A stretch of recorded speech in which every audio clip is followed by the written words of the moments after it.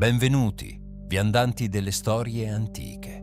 Spesso guardiamo alle statue di marmo bianco dei musei e vediamo perfezione, bellezza, armonia. Immaginiamo gli Olimpi banchettare con nettare e ambrosia, sorridendo benevoli verso l'umanità. Ma questa è una menzogna confortevole che ci siamo raccontati per dormire la notte. La verità è scolpita nel terrore. Gli antichi greci non amavano i loro dei nel modo in cui voi intendete l'amore. Li temevano. Sapevano che un capriccio divino poteva affondare flotte, sterminare città con la pestilenza o condannare una stirpe a generazioni di sofferenza. L'Olimpo non è una democrazia, è una dittatura cosmica basata sulla forza bruta. Oggi, su Sussurri dal mito, toglieremo la maschera di bellezza per rivelare il volto della paura. Scaleremo la classifica dell'orrore, dal quinto al primo, incontrando le 5 divinità che hanno fatto tremare la terra e il cuore degli uomini. Preparatevi, perché la pietà non abita qui.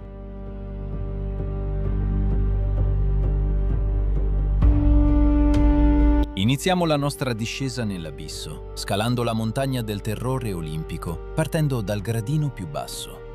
Ma non lasciatevi ingannare dalla posizione. Basso non significa innocuo. Significa solo che la sua paura è la più immediata, la più riconoscibile, quella che colpisce la carne prima ancora di toccare l'anima. Al quinto posto di questa gerarchia dell'orrore troviamo colui che non ha bisogno di presentazioni sottili, colui che non si nasconde dietro metafore o indovinelli. Troviamo il Dio il cui nome stesso era un grido di battaglia, una maledizione sussurrata dalle madri e un urlo strozzato in gola ai moribondi. Al quinto posto c'è Ares. Per comprendere il terrore che Ares ispirava negli antichi, dobbiamo prima spogliarci della concezione moderna e romantica della guerra. Oggi pensiamo alla guerra in termini di geopolitica, di confini, di ideali patriottici o di difesa della libertà. Per i greci la guerra aveva 2 volti distinti. Da un lato c'era Atena, la strategia, l'ordine, la falange che marcia all'unisono, la mente fredda del generale che sacrifica 100 uomini per salvarne 1000. Atena era rispettata, venerata, ammirata. Era la guerra pulita, se mai una cosa del genere può esistere. Ma dall'altro lato c'era l'abisso. C'era il momento in cui la strategia crolla, il momento in cui la lancia si spezza e restano solo i pugni, i denti e le pietre. C'era il sudore acido della paura che cola negli occhi, il lezzo ferroso del sangue che riempie le narici, il caos assordante in cui non distingui più l'amico dal nemico. Quello e solo quello è il regno di Ares. Ares non è il dio della vittoria, è il dio del massacro. È il dio della violenza fine a se stessa, della sete di sangue che offusca la ragione. Gli stessi greci, che pure vivevano in una società guerriera, provavano un profondo disagio nei suoi confronti.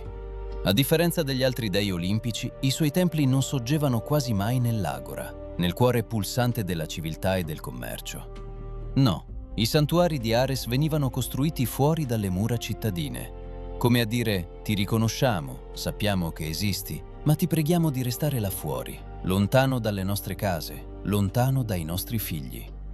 Tenerlo a distanza era l'unico modo per preservare l'umanità civile dalla bestialità che egli incarnava. Immaginate ora di trovarvi su una piana polverosa, sotto il sole impietoso dell'Anatolia, fuori dalle mura di Troia.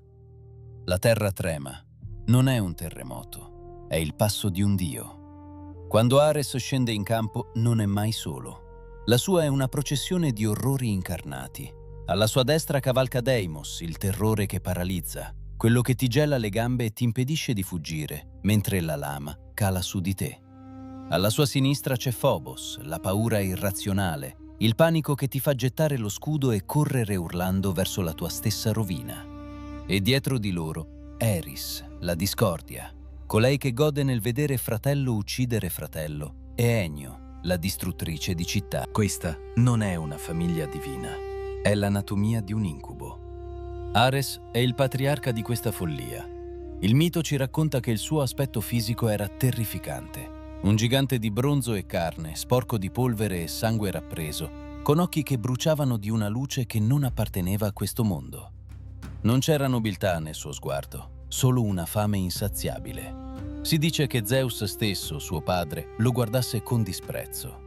Nell'Iliade, Zeus tuona contro di lui dicendo: «Tra tutti gli dei che abitano l'Olimpo, tu sei per me il più odioso, perché sempre ti è cara la discordia, e la guerra, e la battaglia». Pensateci un istante. Essere odiati dal proprio padre, il re degli dei. Essere l'emarginato della propria famiglia divina. Questo isolamento rendeva Ares ancora più pericoloso, imprevedibile, privo di quei freni inibitori che legavano le altre divinità. Ares non rispondeva a nessuno se non alla propria furia. Ma c'è un episodio specifico, tramandato dalle voci antiche, che cristallizza il motivo per cui questo dio merita il quinto posto nella nostra classifica del terrore. È il suono della sua voce. Durante la guerra di Troia, Ares scende in campo per combattere a fianco dei troiani. Non si limita a ispirare i guerrieri. Combatte fisicamente, schiacciando crani e spezzando corazze come fossero gusci d'uovo. Ma poi accade l'impensabile. L'eroe greco Diomede, guidato dalla mano invisibile di Atena, riesce a ferire il dio della guerra al ventre. La lancia penetra la carne divina e in quel momento Ares urla. Omero, con la sua precisione chirurgica, descrive quel suono in modo agghiacciante. Non è l'urlo di un uomo. Non è nemmeno l'urlo di un leone. Ares di bronzo urlò, recita il poeta, quanto urlano 9 o 10.000 uomini quando in guerra vengono a contesa. Provate a visualizzare questa scena. Chiudete gli occhi. Siete nel mezzo della battaglia. Il rumore del ferro è assordante e improvvisamente un suono copre tutto.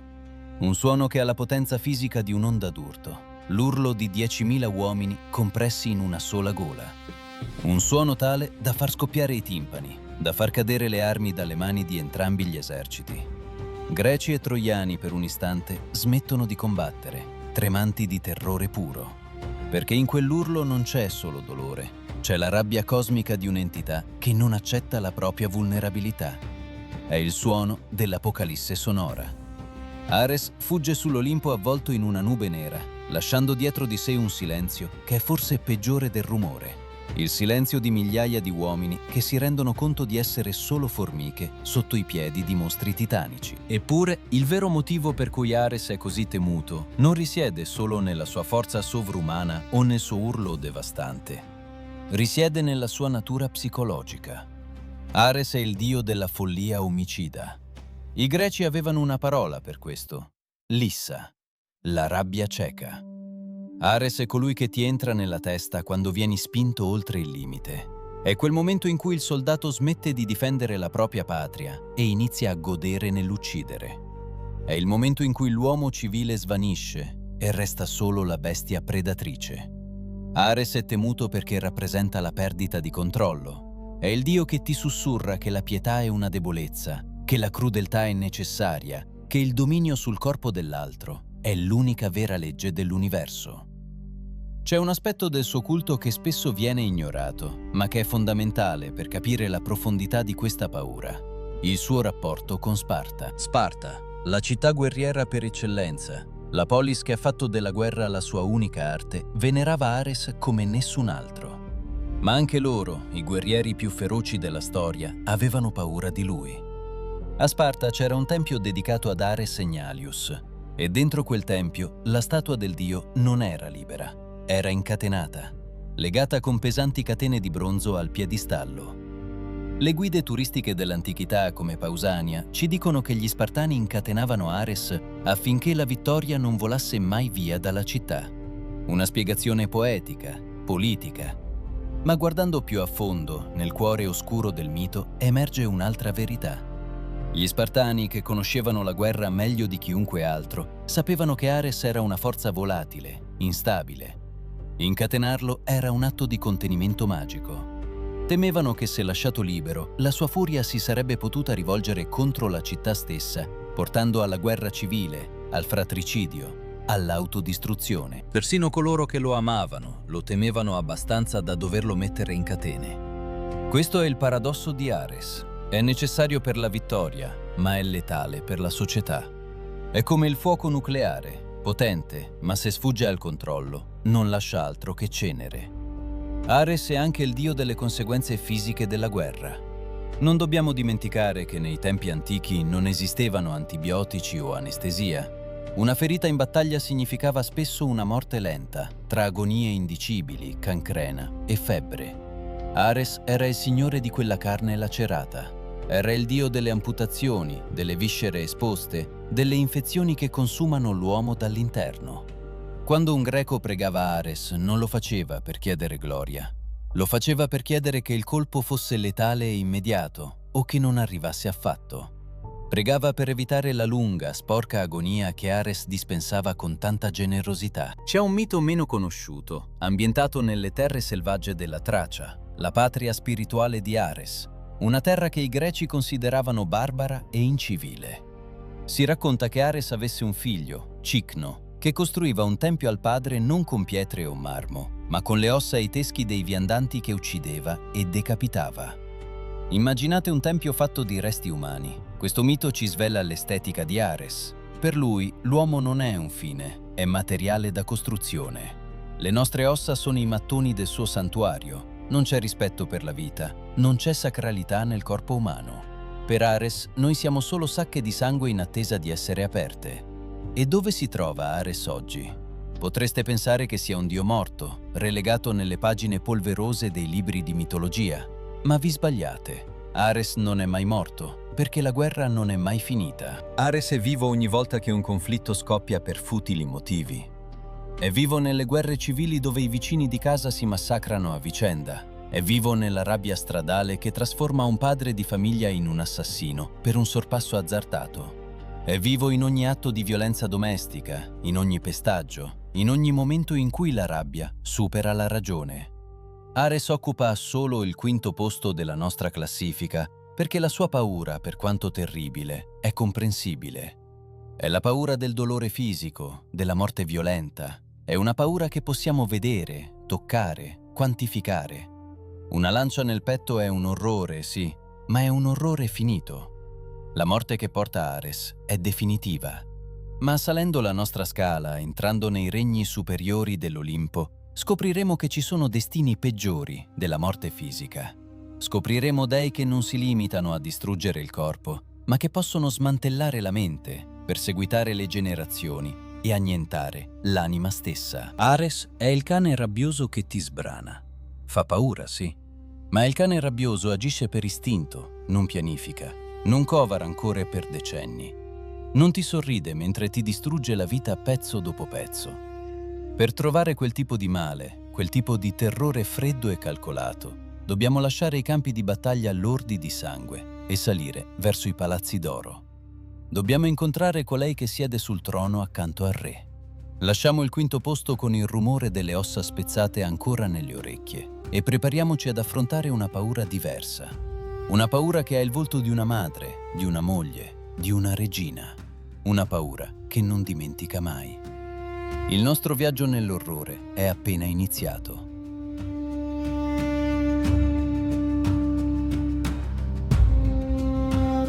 Lasciamoci alle spalle le grida scomposte e il puzzo di sangue dei campi di battaglia di Ares. Saliamo un gradino in questa scala verso l'abisso. Se il quinto posto era occupato dalla violenza cieca e immediata, il quarto posto è riservato a qualcosa di molto più insidioso. Una violenza fredda, calcolata, che non colpisce il corpo per ucciderlo, ma colpisce la mente per spezzarla. Al quarto posto troviamo colei che non ha bisogno di sporcarsi le mani di fango, perché possiede l'autorità per ordinare al destino stesso di crollarvi addosso. Al quarto posto c'è Hera. Spesso nei racconti edulcorati che si leggono a scuola, Hera viene ridotta a una macchietta, la moglie gelosa, la bisbetica che insegue le amanti del marito, la dea del matrimonio che passa il tempo a litigare. Ma questa è una visione pericolosamente ingenua. Gli antichi greci non ridevano di Hera. Tremavano al solo pensiero che il suo sguardo si posasse su di loro. Hera non è solo la moglie di Zeus, è la regina dei cieli. Il suo nome stesso, in una forma dialettale antica, è collegato alla parola eros, eroe o signora. Lei è il potere istituzionale e la paura che incarna è la paura della persecuzione inesorabile. Mentre Ares ti uccide e la storia finisce lì, Hera ti lascia in vita. ma la vita che ti lascia è un inferno meticolosamente costruito per distruggerti. La sua ira non è un incendio che brucia e si spegne, è un ghiacciaio che avanza, lento, inarrestabile, schiacciando tutto ciò che incontra sul suo cammino. La paura di Hera è la paura di non avere scampo. È la sensazione di essere osservati, giudicati e condannati da un potere contro cui non si può vincere, perché quel potere è la legge stessa. Per capire la profondità del suo orrore, dobbiamo guardare al luogo che lei presiede. La famiglia, l'oikos. Per i greci la casa era il santuario, il luogo sicuro. Hera è terrificante perché viola quel santuario. Lei entra nella vostra casa, nel luogo dove dovreste sentirvi più protetti, e lo trasforma in una trappola mortale. Non c'è porta che possiate chiudere a chiave per tenerla fuori. Il mito che meglio illustra la sua natura sadica non è una storia di amanti trasformate in animali, anche se quelle abbondano. È la tragedia di un uomo. L'uomo più forte del mondo, l'eroe per eccellenza, Eracle o Ercole come lo chiamano i romani. Tutta la vita di Eracle è un monumento alla crudeltà di Hera. Pensateci, il suo stesso nome, Heracles, significa gloria di Hera. È un marchio di proprietà. Lei lo ha marchiato a fuoco ancor prima che nascesse. La persecuzione inizia nella culla. Eracle è un neonato innocente, colpevole solo di esistere come prova dell'infedeltà di Zeus. Hera non manda un sicario, manda 2 serpenti enormi nella sua stanza. Immaginate l'orrore di quella scena, un bambino al buio, il sibilo delle bestie che strisciano verso di lui. Eracle sopravvive grazie alla sua forza divina, strangolandoli, ma il messaggio è chiaro. Non sei al sicuro, nemmeno nel tuo letto, nemmeno quando dormi. Ma questo è solo l'inizio. Hera aspetta, ha una pazienza geologica. Aspetta che Eracle cresca, che diventi forte, che si costruisca una vita, una famiglia. Aspetta che abbia tutto da perdere. Eracle si sposa con Megara, ha dei figli bellissimi, è felice, sembra aver vinto. Ed è in quel momento, nel picco della sua gioia, che Hera colpisce.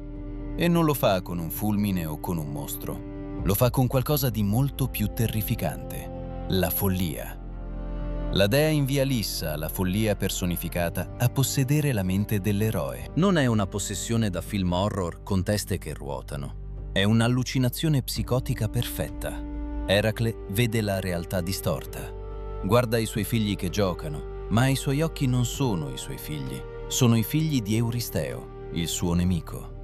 Vede sua moglie Megara, ma la scambia per una leonessa che lo attacca. In preda a questo delirio indotto da Hera, l'uomo che ha salvato la Grecia dai mostri diventa lui stesso il mostro. Prende il suo arco, la sua clava, e massacra la sua stessa famiglia. Uccide i figli uno ad uno, uccide la moglie che cercava di proteggerli. L'orrore non sta nell'atto in sé, ma nella regia divina che c'è dietro. Hera lo costringe a compiere il sacrilegio supremo, la violazione del sangue. E poi la parte più crudele. Hera toglie il velo della follia. Eracle si sveglia in un lago di sangue, vede i corpi straziati e ricorda tutto. Ricorda il rumore delle ossa che si spezzavano sotto le sue mani. Hera non voleva ucciderlo. Se lo avesse ucciso la sofferenza sarebbe finita. Voleva che vivesse con quella memoria. Voleva spezzare la sua anima. La grandezza di questa crudeltà è tale da far impallidire qualsiasi tortura fisica di Ares. Ares ti rompe le gambe. Hera ti costringe a rompere le gambe ai tuoi figli. È una violenza psicologica di livello divino. Le 12 fatiche, quelle imprese eroiche che tutti conosciamo, non sono avventure gloriose. Sono una penitenza. Sono il tentativo disperato di un uomo distrutto di lavare via il sangue della sua famiglia dalle proprie mani. E dietro ogni mostro che Eracle affronta, l'itra di Lerna, il leone di Nemea, c'è sempre l'ombra di Hera che nutre quelle bestie, che le rende più forti, che spera di vederlo soffrire ancora un po'. Ma Eracle non è l'unica vittima. La lista è infinita e il modus operandi è sempre lo stesso: colpire l'innocente per punire il colpevole e farlo nel modo più umiliante possibile. Prendiamo Io, la sacerdotessa di Argo. Sedotta da Zeus, viene trasformata in una giovenca per nasconderla. Hera scopre l'inganno. La uccide? No, troppo facile. Chiede la giovenca in dono. E poi le manda un tafano, un insetto mostruoso che la punge incessantemente giorno e notte senza tregua. Io è costretta a correre per tutto il mondo conosciuto, impazzita dal dolore e dal ronzio costante, senza mai potersi fermare, senza mai poter dormire, senza mai poter parlare, perché ha solo la voce di una bestia. Questa è la paura di Hera, la deumanizzazione. Lei ti toglie la tua identità, la tua voce, la tua dignità e ti riduce a un animale braccato. O pensate a Semele, un'altra amante di Zeus. Hera non la tocca nemmeno con un dito. Si traveste dalla sua vecchia nutrice, Beroe, e le insinua un dubbio nella mente. Sei sicura che il tuo amante sia davvero Zeus? Chiedigli di mostrarsi nel suo vero aspetto. È una manipolazione psicologica sottile, quello che oggi chiameremo gaslighting. Semele cade nella trappola, fa la richiesta e viene incenerita dalla gloria del dio. Hera ha usato la fiducia e l'amore della vittima come arma per ucciderla. E non dimentichiamo Tiresias, l'indovino, accecato per un capriccio. O Eco, la ninfa condannata a ripetere solo le ultime parole degli altri, privata della sua voce originale per sempre. Hera è anche la dea della sorveglianza totale. Il suo servitore prediletto è Argo Panoptes, il gigante dai 100 occhi. Argo non dorme mai completamente. Alcuni occhi restano sempre aperti. Questo mito incarna una delle paure più moderne e al contempo antiche, la perdita della privacy, la sensazione di essere costantemente monitorati. Sotto il regno di Hera non ci sono segreti, non ci sono nascondigli. Ovunque tu vada, gli occhi della regina sono su di te. È il grande fratello in versione mitologica, millenni prima di Orwell. Gli antichi greci temevano questo aspetto viscerale. Non potevano fare nulla senza che Hera lo sapesse e lo giudicasse. Se un matrimonio falliva, se un figlio nasceva deforme, se una casa andava in rovina, era la mano invisibile di Hera che stringeva il cappio. Inoltre, Hera controlla aspetti della natura che sono vitali e terrificanti. È lei che impedisce alla terraferma di dare rifugio a Leto, la madre di Apollo e Artemide, costringendola a partorire su un'isola galleggiante dopo un travaglio di 9 giorni e 9 notti, che Hera stessa prolungava tenendo chiuse le gambe nel cielo. Pensate alla crudeltà di controllare il parto, il momento più vulnerabile e sacro della vita umana e divina, e trasformarlo in uno strumento di tortura. Hera ha il potere di bloccare la vita stessa, di sospendere la nascita, di trasformare la creazione in agonia. Perché dunque Hera è al 4° posto e non più in alto? Perché la sua ira, per quanto terribile, ha una logica. È una logica perversa, distorta dal dolore del tradimento, ma è una logica. Hera colpisce chi minaccia il suo status, il suo matrimonio, il suo onore. Se rimanete nel vostro piccolo, se non attirate l'attenzione di Zeus, se rispettate i vincoli sacri, potreste forse passare inosservati. La sua è una paura sociale. È la paura dello scandalo, della rovina della reputazione, della distruzione della famiglia dall'interno. Ma, ed è un grande ma, la sua vendetta è transgenerazionale. Se offendete Hera, non pagate solo voi, pagano i vostri figli, pagano i figli dei vostri figli. La maledizione degli Atridi, una saga di cannibalismo, incesto e omicidio che ha insanguinato la mitologia greca per generazioni, ha le sue radici nel disprezzo degli dei e Hera è sempre lì, a guardare, a contare i corpi, a assicurarsi che il debito sia pagato fino all'ultima goccia di sangue. Dove troviamo Hera oggi? Non cercatela nei templi in rovina di Paestum o Agrigento. Hera vive nelle aule dei tribunali durante i divorzi più feroci, dove i figli vengono usati come armi per ferire l'altro coniuge. Hera vive nelle faide familiari che durano decenni per un pezzo di terra o un testamento. Hera vive nel bullismo sociale, nella distruzione sistematica della reputazione di qualcuno sui social media, dove milioni di occhi, i nuovi occhi di Argo, osservano e giudicano senza pietà. Hera è l'istituzione che diventa carnefice. È il sistema che invece di proteggerti ti schiaccia perché sei un'anomalia, un errore, un bastardo metaforico in un mondo che richiede perfezione formale. Abbiamo lasciato il sangue caldo di Ares per il ghiaccio tagliente di Hera. Abbiamo visto come la paura possa spostarsi dal corpo alla mente, dal campo di battaglia alla camera da letto. Ma credetemi, c'è di peggio. Perché Hera, alla fine, è legata alle regole della società e della famiglia. Ma cosa succede quando la paura non ha regole? Cosa succede quando la minaccia non viene da una regina gelosa, ma dalla terra stessa su cui camminate e dal mare che vi circonda? Per salire al terzo gradino della nostra classifica, dobbiamo lasciare la civiltà. Dobbiamo dimenticare le mura di casa e le leggi degli uomini. Dobbiamo andare dove non c'è appello, dove non c'è pietà, dove la natura si rivela in tutta la sua potenza catastrofica. Preparatevi a trattenere il respiro. L'acqua sta salendo e nelle profondità qualcosa di enorme si è appena svegliato. Il viaggio continua.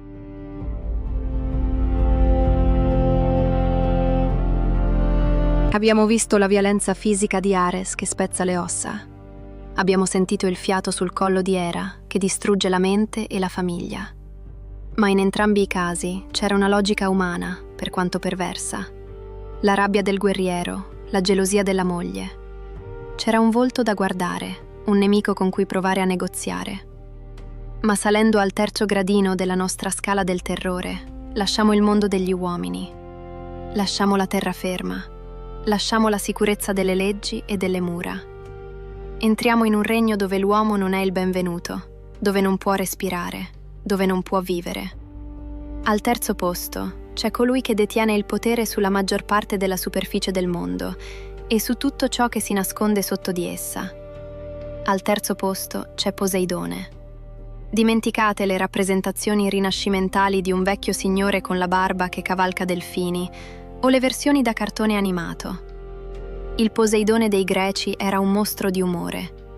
Era l'incarnazione della catastrofe naturale. I greci lo chiamavano con un epiteto che fa tremare i polsi solo a pronunciarlo. Enosikton, colui che scuote la terra. Non era solo il dio del mare, era il dio dei terremoti.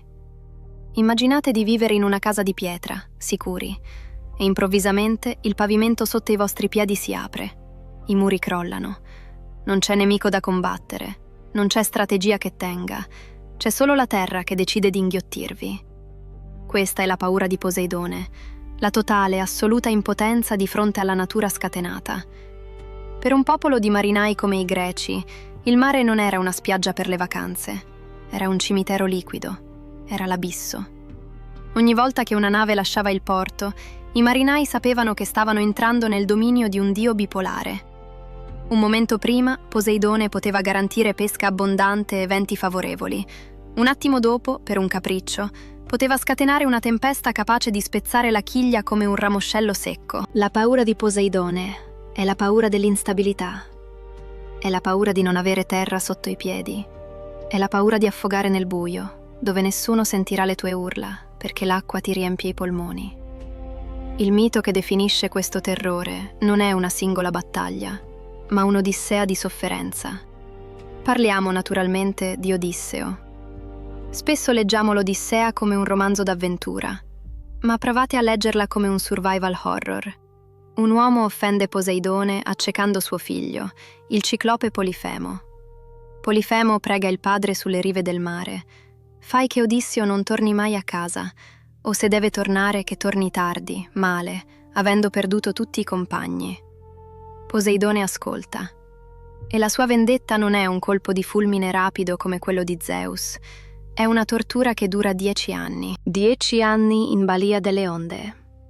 Poseidone trasforma il viaggio di ritorno in un incubo. Scatena venti contrari che spingono le navi fuori rotta ogni volta che la costa è in vista.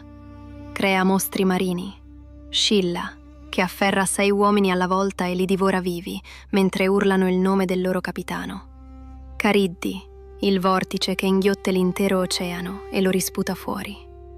Poseidone gioca con Odisseo come un gatto con il topo. Lo lascia naufragare, nudo, salato, sanguinante, sulle rocce di isole sconosciute. Gli toglie tutto, le navi, il bottino di Troia e uno ad uno tutti i suoi amici. Immaginate la psicologia di Odisseo.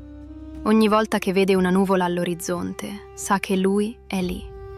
Sa che il dio lo sta guardando, ridendo della sua fatica. È una persecuzione ambientale. Non puoi nasconderti da Poseidone, perché il mondo è fatto d'acqua. è l'isolamento assoluto. È la natura che cospira attivamente per ucciderti. Ma la crudeltà di Poseidone non si ferma alla persecuzione dei viaggiatori. Egli è anche il dio che punisce l'arroganza, corrompendo la natura stessa. C'è un mito terribile che riguarda il re Minosse di Creta. Minosse chiede a Poseidone un segno per legittimare il suo regno. Il dio fa emergere dal mare un toro bianco, magnifico, perfetto. Il patto è semplice. Ti do questo toro come segno, ma tu devi sacrificarlo a me in onore della mia potenza. Minosse, però, vede la bellezza dell'animale e decide di tenerlo per sé, sacrificandone un altro. Pensa di poter ingannare il dio. La risposta di Poseidone è di una perversione inaudita. Non uccide Minosse.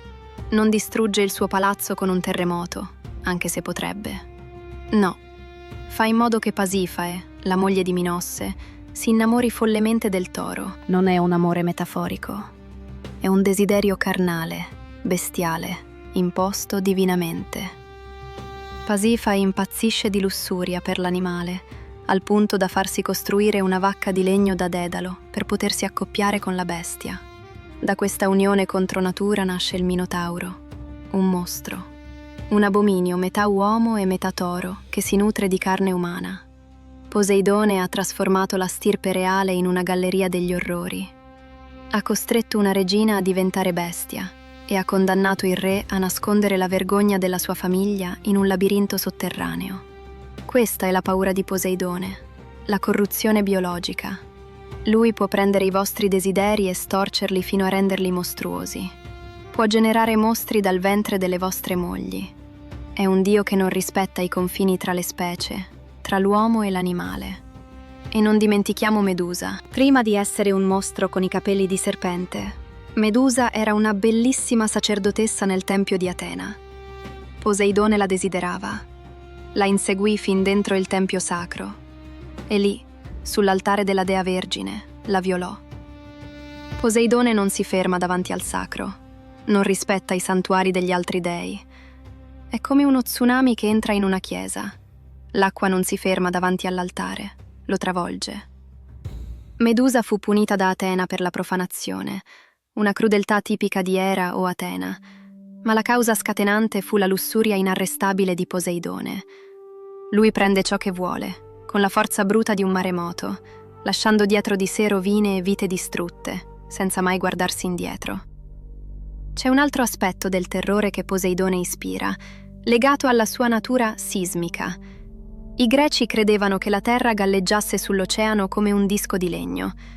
Quando Poseidone si arrabbiava, colpiva l'acqua con il suo tridente, creando onde d'urto che scuotevano le fondamenta del mondo. Il terremoto è la paura primordiale che la stabilità sia un'illusione. Nel 373 a.C., la città di Elice, nel Peloponneso, fu distrutta in una sola notte. Un terremoto violentissimo seguito da uno tsunami.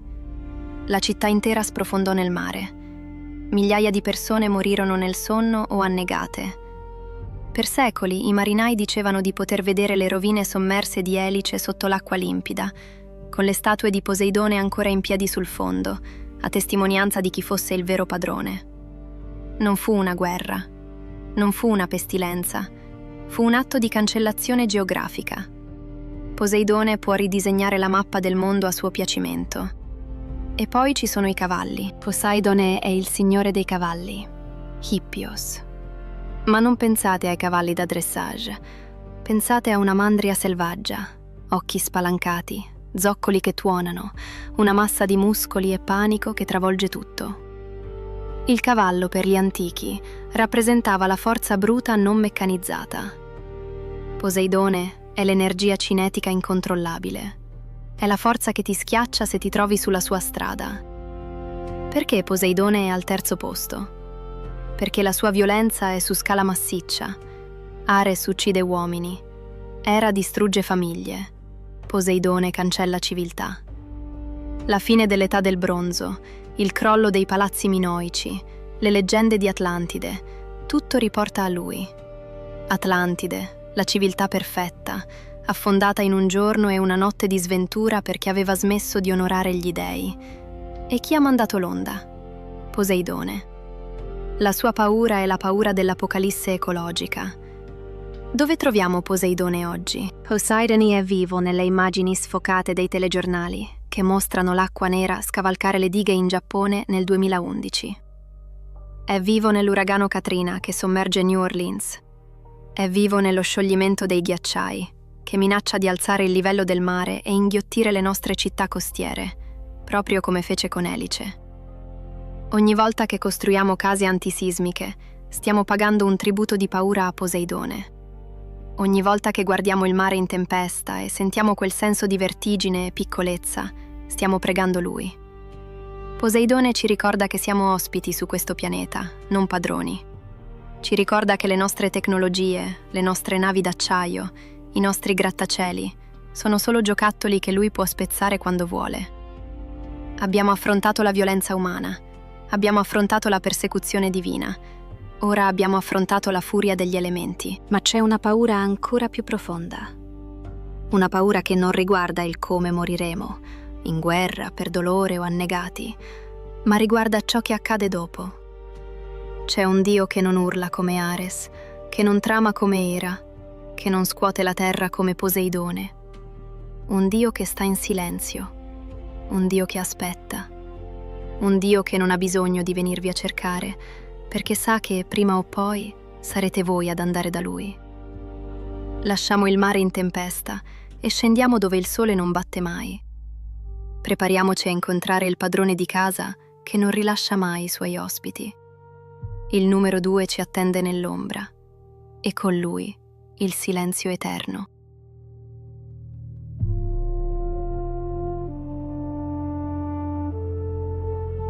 Abbiamo attraversato i campi di battaglia insanguinati di Ares, dove il dolore è un urlo.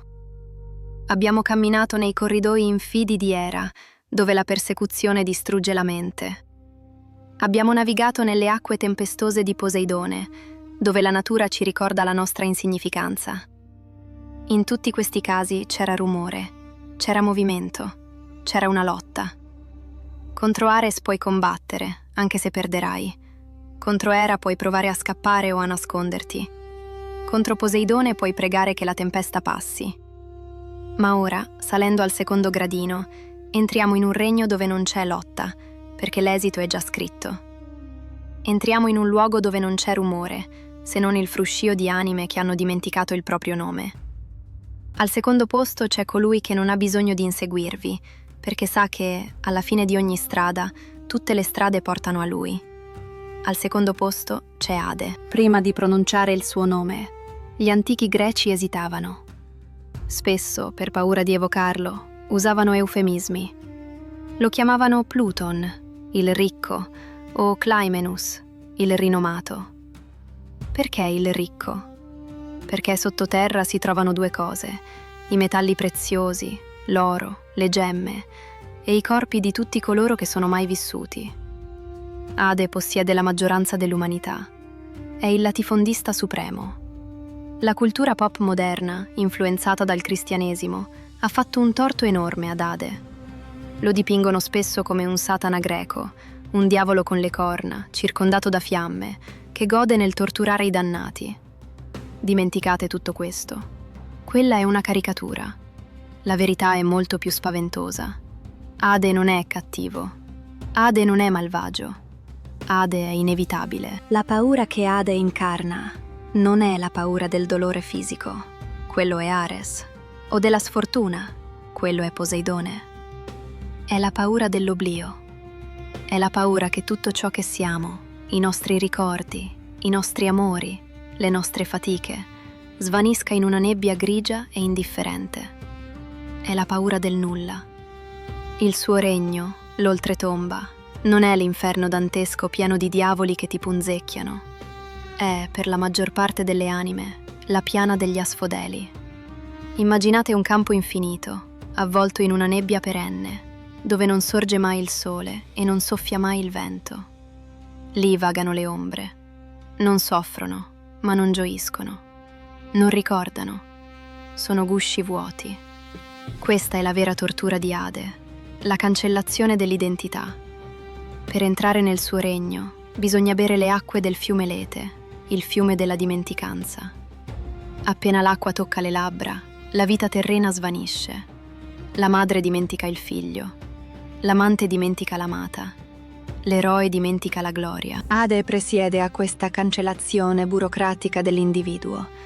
È un funzionario freddo, impassibile, che non accetta tangenti. Il mito più celebre che lo riguarda, il ratto di Persefone, viene spesso raccontato come una storia d'amore contorta. Ma guardatelo dal punto di vista dell'orrore puro. Persefone è la giovinezza, la vita, la primavera. Sta raccogliendo fiori in un prato in Sicilia, sotto il sole. È il momento di massima vitalità. Improvvisamente la terra si apre, non c'è preavviso. Da una voragine nera emerge il carro di Ade, trainato da cavalli neri come il carbone. Ade la afferra, la trascina giù. La terra si richiude sopra di loro. Il sole scompare, i fiori appassiscono. In un istante, la vita viene inghiottita dalla morte. Persefone urla, ma nessuno la sente tranne Ecate, dea degli incroci. La madre di Persefone, Demetra, dea delle messi, impazzisce di dolore. La terra diventa sterile. Arriva l'inverno. La gente muore di fame. Tutto questo perché Ade si sentiva solo. Pensate all'arroganza di questo atto. Ade ha preteso la vita stessa come sposa. Ha deciso che la morte aveva diritto di possedere la primavera, e quando Zeus, costretto dalla carestia che stava sterminando l'umanità, ordina ad Ade di restituire la ragazza, il dio dell'oltretomba compie la mossa più calcolata e crudele della storia mitologica. Non si oppone, non combatte, sorride. Offre a Persefone un melograno. Lei, affamata, mangia 6 chicchi, solo 6. Ma nel regno dei morti, mangiare il cibo dei morti significa stipulare un contratto vincolante. Mangiando quei chicchi, Persefone si è legata a lui per sempre. Ade la lascia andare, sì, ma sa che dovrà tornare. Per 6 mesi all'anno, ogni anno, per l'eternità, lei è sua.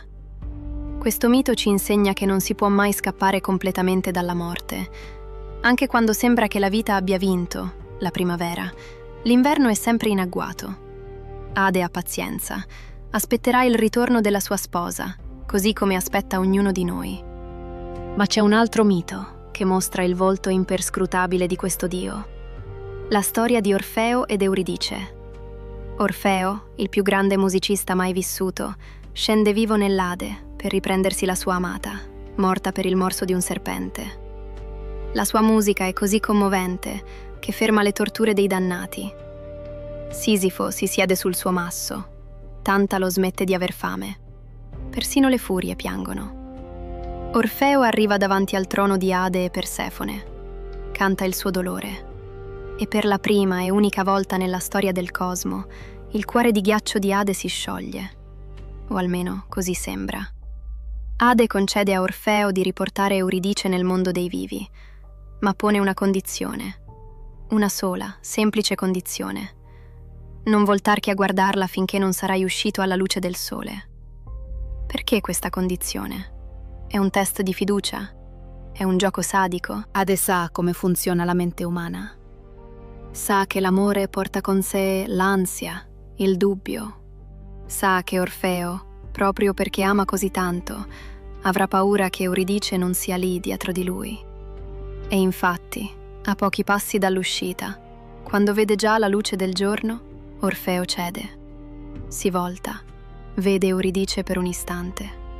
Lei lo guarda con tristezza infinita e poi viene risucchiata indietro nel buio, per sempre. Ade non ha dovuto alzare un dito. Ha usato l'amore umano, la fragilità umana, per riprendersi ciò che era suo. È una crudeltà psicologica raffinatissima. Ade ti dà una speranza, solo per dimostrarti che la speranza, di fronte alla morte, è un'illusione. La casa vince sempre. E per coloro che osano sfidare le leggi della morte, le punizioni di Ade non sono semplici torture fisiche. Sono torture esistenziali. Pensate a Sisifo, l'uomo che ingannò la morte 2 volte. La sua punizione? spingere un enorme masso su per una collina ripida. Ogni volta che arriva in cima, sudato, esausto, con i muscoli che bruciano, il masso rotola giù e lui deve ricominciare. Per l'eternità. Non è il dolore fisico il punto, è l'insensatezza, è la fatica senza scopo, è la consapevolezza che il domani sarà identico all'oggi e che nessuno sforzo porterà mai a un risultato. Questa è la visione dell'inferno di Ade, la routine eterna, la noia infinita, l'assenza di progresso. O pensate a Tantalo, immerso nell'acqua fino al mento, con rami carichi di frutta sopra la testa. Ha sete, ma se si abbassa per bere, l'acqua si ritira. Ha fame, ma se alza la mano, il vento sposta i rami.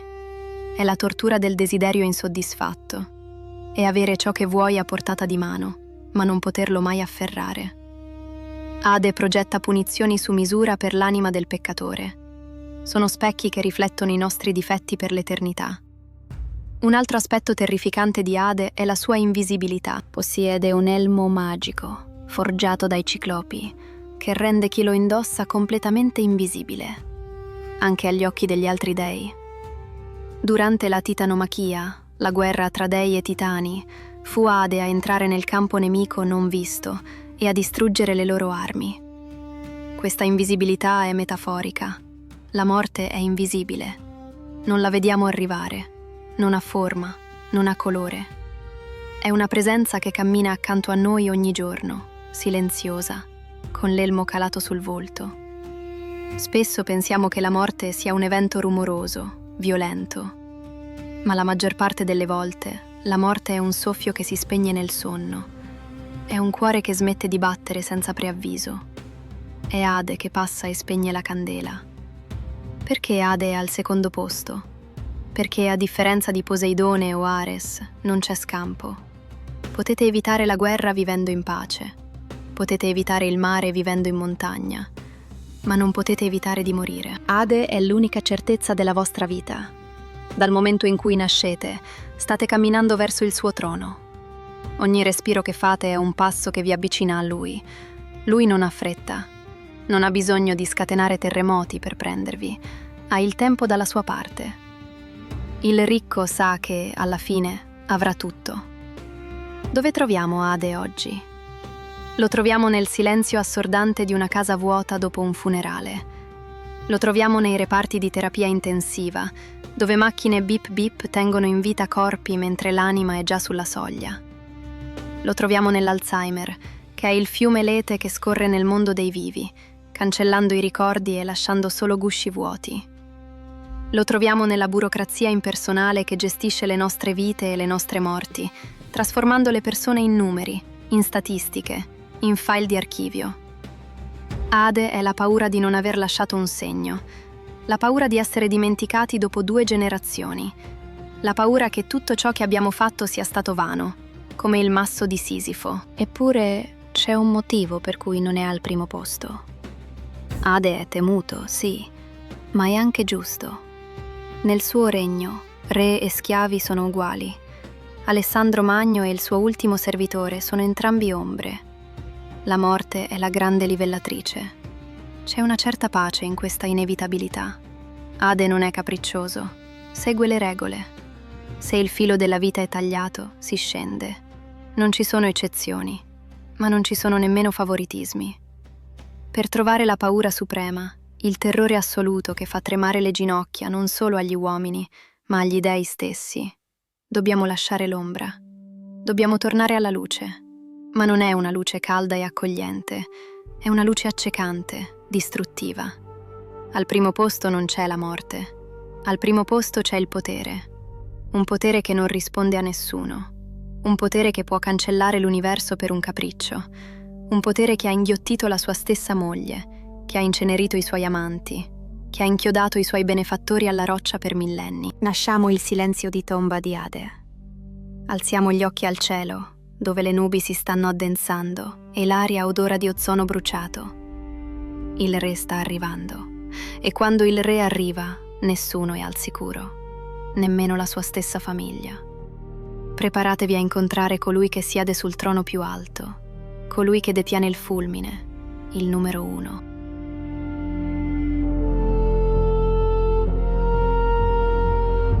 Eccoci giunti alla vetta, o forse dovremmo dire sull'orlo del precipizio più alto. Abbiamo visto la brutalità di Ares, la vendetta di Era, la catastrofe di Poseidone e l'inevitabilità di Ade. Ognuno di loro incarna un aspetto specifico del terrore umano: il dolore, la persecuzione, la natura, la morte. Ma esiste un terrore che li racchiude tutti. Un terrore che non ha confini, che non ha regole, perché è lui stesso a scriverle.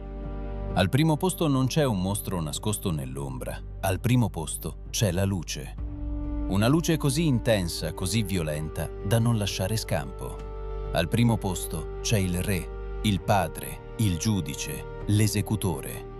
Al primo posto c'è Zeus. Dimenticate il vecchio saggio con la barba bianca che sorride benevolo dalle nuvole, l'immagine rassicurante che secoli di arte rinascimentale ci hanno venduto. Il Zeus dei Greci antichi, il Cronide, è l'incarnazione del potere patriarcale assoluto. E come ogni potere assoluto è intrinsecamente terrificante. Zeus è la legge, ma è una legge che non si applica a lui. Lui è al di sopra di ogni giudizio, di ogni morale, di ogni vincolo.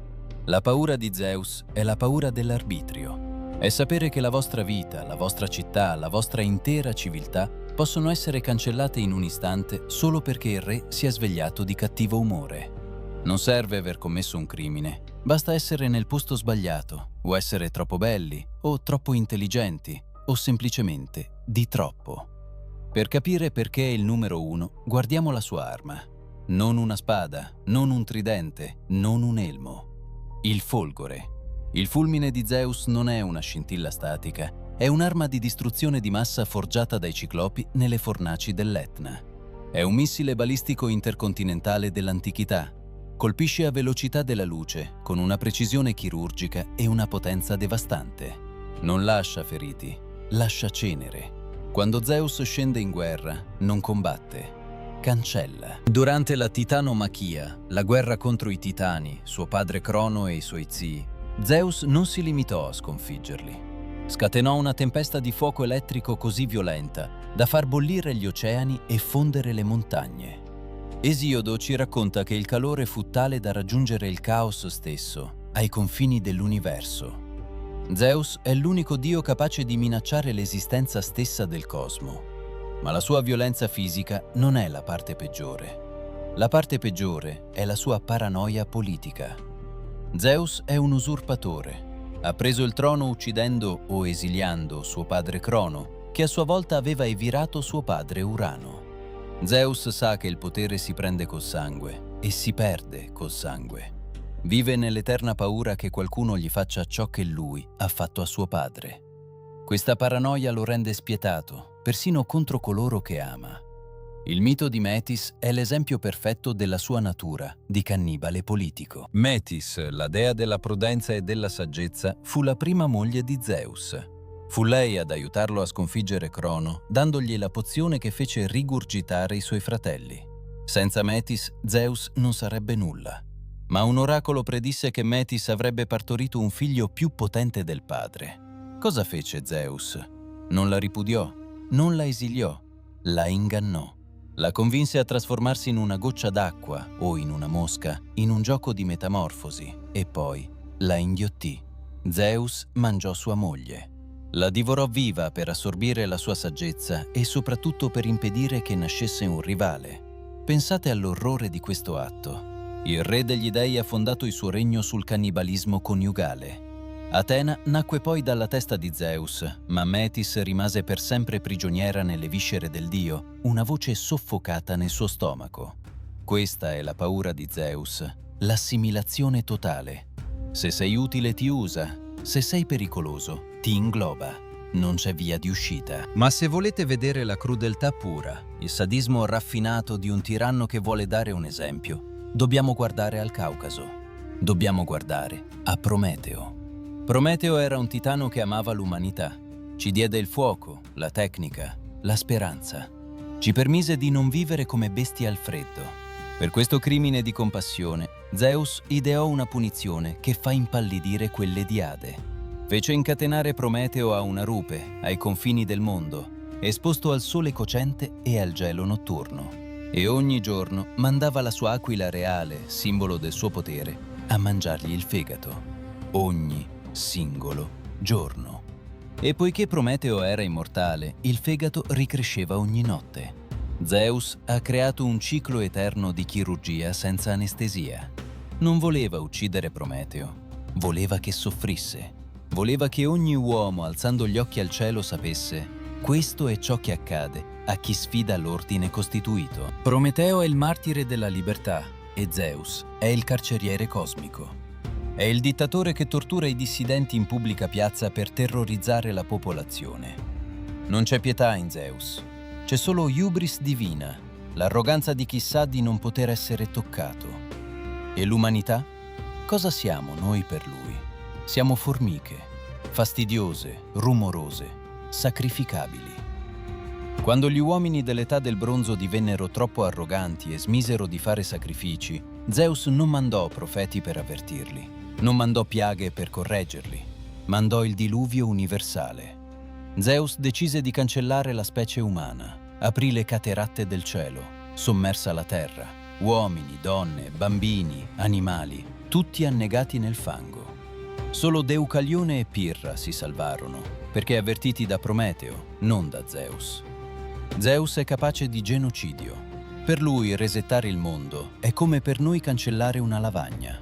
La vita umana non ha valore intrinseco ai suoi occhi, ha valore solo se serve a glorificarlo. C'è poi l'aspetto del predatore sessuale.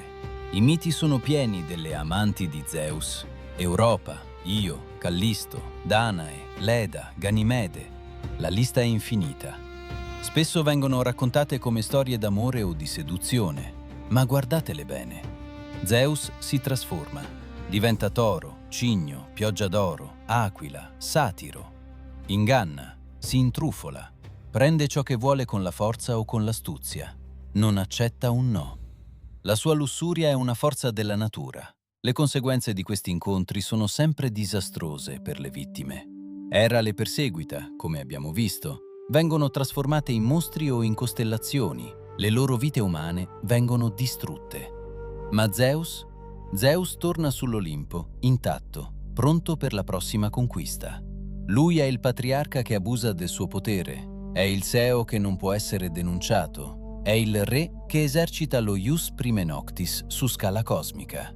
Rappresenta la paura della violazione da parte di chi detiene l'autorità suprema. Infine, guardiamo al suo scontro con Tifone. Tifone era l'ultimo figlio di Gea, la terra. Un mostro alto quanto le stelle, con 100 teste di drago, le cui gambe erano vipere. Era l'antidio, nato per distruggere l'Olimpo. Tutti gli altri dei fuggirono in Egitto trasformandosi in animali per la paura. Solo Zeus restò. Lo scontro tra Zeus e Tifone fu l'evento più catastrofico della mitologia. Zeus scagliò centinaia di fulmini, Tifone scagliò montagne intere. La terra fu squarciata. Zeus vinse, seppellendo Tifone sotto l'Etna, da cui ancora oggi il mostro sputa fuoco. Ma questa vittoria ci mostra una cosa: Zeus è l'unico baluardo tra l'ordine, per quanto tirannico, e il caos totale. Ecco il paradosso finale e il motivo per cui è il numero 1. Lo temiamo perché è un tiranno, ma lo temiamo anche perché senza di lui il mondo crollerebbe nel caos dei titani e dei mostri. È il male necessario. È la bomba atomica che mantiene la pace con la minaccia dell'annientamento totale. Perché Zeus è al primo posto? Perché Ares può essere sconfitto da Atena. Hera può essere ingannata. Poseidone è limitato al mare. Ade è limitato ai morti, ma Zeus è ovunque. È il cielo sopra le vostre teste, è la pioggia che nutre i campi o l'alluvione che li distrugge. È il giudice che decide se vincete o perdete.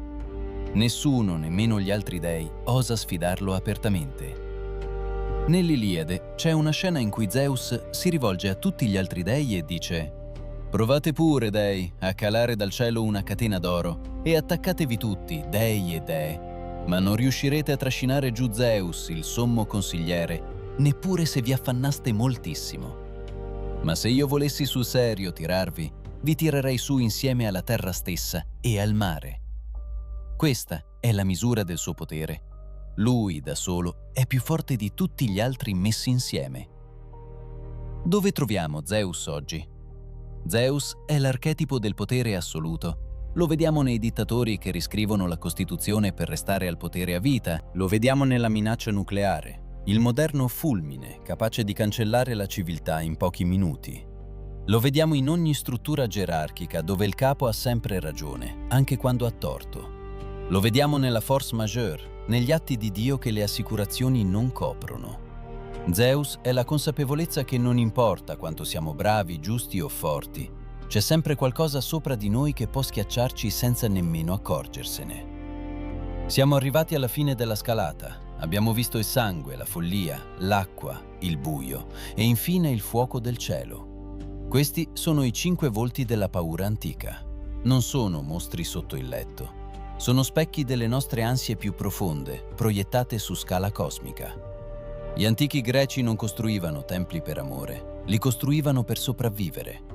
Ogni colonna, ogni statua, ogni sacrificio era un modo per dire: riconosciamo il vostro potere, vi preghiamo, lasciateci vivere un altro giorno. Eccoli, i 5 volti della paura antica. Ares, la violenza che lacera la carne. Era, l'occhio che giudica e la mano che distrugge la mente. Poseidone, la natura che inghiotte e cancella. Ade, il silenzio eterno dell'oblio. E Zeus, il potere assoluto che governa col terrore. Oggi camminiamo tra le rovine dei loro templi, scattiamo foto ai loro volti di marmo, li stampiamo sulle magliette, li trasformiamo in eroi dei fumetti. Ci piace pensare di averli superati, ci piace pensare che la ragione, la scienza e la democrazia abbiano scacciato questi fantasmi. Ma se ascoltate attentamente nel silenzio della notte, li sentirete ancora. Hanno solo cambiato nome. Ares ora si chiama guerra preventiva, Poseidone si chiama cambiamento climatico, Ade si chiama estinzione. L'Olimpo non è mai caduto, si è solo trasferito. Le paure che questi dei rappresentano sono eterne, perché sono incise nel codice genetico della condizione umana. La paura del dolore, della solitudine, della catastrofe, della morte e della tirannia. Se questo viaggio nell'ombra vi ha scosso, se avete sentito il brivido lungo la schiena mentre guardavate negli occhi il re degli dei, allora il sacrificio è stato accettato. Noi siamo i custodi di queste storie e voi, ora, ne siete testimoni. Iscrivetevi a Sussurri dal Mito, attivate la campana affinché il prossimo racconto vi trovi pronti. E ditemi nei commenti, se ne avete il coraggio, quale di questi dei preghereste di non incontrare mai sul vostro cammino? Qual è la paura che vi tiene svegli la notte? Vi do appuntamento alla prossima storia. Fino ad allora ricordate, quando il cielo tuona o quando il mare ruggisce, non è mai solo un fenomeno atmosferico, è un avvertimento. Buona fortuna, mortali.